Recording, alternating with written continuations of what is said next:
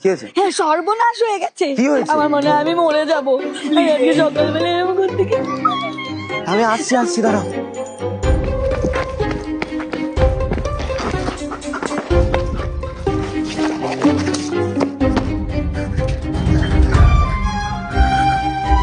মনে হয় মরে যাবো।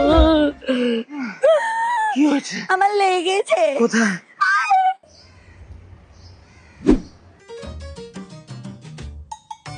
কি করে কাটলো?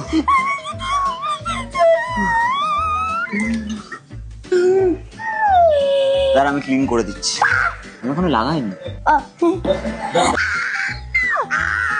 লোহায় কেটে গেছে, টিটানাস নিতে হবে।